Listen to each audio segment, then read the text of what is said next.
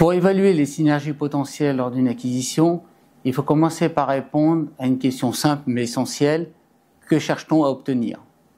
Des synergies de revenus, des réductions de coûts, des synergies financières. Ensuite, il est crucial de mener une étude rigoureuse et détaillée de l'ensemble des structures et des fonctions de la société cible, surtout en impliquant les opérationnels de la société acquéreur. Cela permet d'identifier des synergies réalisables et évite d'avoir des hypothèses trop optimistes. Et là, à ce stade, la due diligence joue un rôle central, posant les bases d'un business case solide. Lors d'une acquisition récente dans le secteur de la boisson en Angleterre, avec cette approche, on a pu identifier plusieurs leviers, des synergies de revenus. Une analyse conjointe des ventes et des produits a révélé qu'une gamme de produits de la société acquise répondait parfaitement à un nouveau segment de marché en France, élargissant ainsi notre marché. Des synergies de coûts. Un examen collaboratif des nomenclatures et des fournisseurs a permis de mutualiser les achats et ainsi de faire des économies. Les synergies financières, notre soutien financier a rendu possible l'acquisition d'une nouvelle ligne de production de la société cible, ouvrant un nouveau marché à cette société. Avec une approche rigoureuse, participative, en impliquant les opérationnels dès le départ, maximise la valeur économique et assure des synergies réalisables.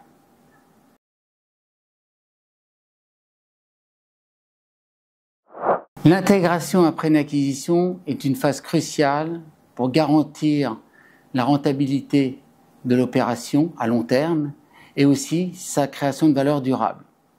C'est un processus complexe qui nécessite au moins de respecter 3 étapes. Avant même que l'opération soit finalisée, et c'est l'étape 1, il s'agit de bien préparer le terrain de l'intégration. Et là, ça inclut un plan d'intégration détaillé et avec des objectifs clairs, de constituer des équipes dédiées avec les membres de 2 entreprises et aussi de constituer un comité de pilotage permettant de prendre les décisions importantes. Cela évite les surprises et permet de garder tout le monde aligné. La deuxième étape, c'est de bien communiquer dès le premier jour. Expliquer, il faut expliquer aux salariés, aux clients, à l'ensemble des parties prenantes, la vision et les raisons de cette acquisition. Par exemple, pour les employés, aller visiter tous les sites de la société cible et organiser des points de rencontre pour répondre à leurs préoccupations, ça fait vraiment la différence. La troisième étape, c'est l'harmonisation des outils.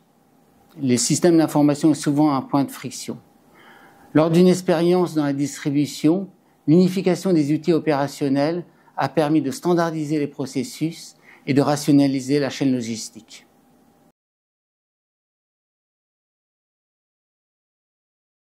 Au fil de mon expérience, j'ai remarqué que certaines erreurs reviennent souvent lors des acquisitions et peuvent compromettre leur succès. Moi, j'en ai identifié 5. Manque de due diligence. Et ça, les conséquences, c'est qu'on peut découvrir des passifs cachés qui peuvent coûter très cher, comme une usine non conforme à la législation. Surpayer. Un excès d'optimisme peut pousser à faire des offres déraisonnables et ainsi mettre à risque la viabilité de l'ensemble. Sous-estimer les défis de l'intégration. Croire que tout va se faire automatiquement. Par exemple, la compatibilité culturelle est souvent négligée. Et là, ça peut entraîner des pertes de talents clés. Surestimer les synergies. Si les attentes sont trop élevées, ça amène de l'inquiétude vis-à-vis des investisseurs. Et la dernière erreur, c'est le manque de communication, négliger la communication. Donc, sans une communication claire, on sème l'inquiétude chez les salariés et la méfiance chez les clients.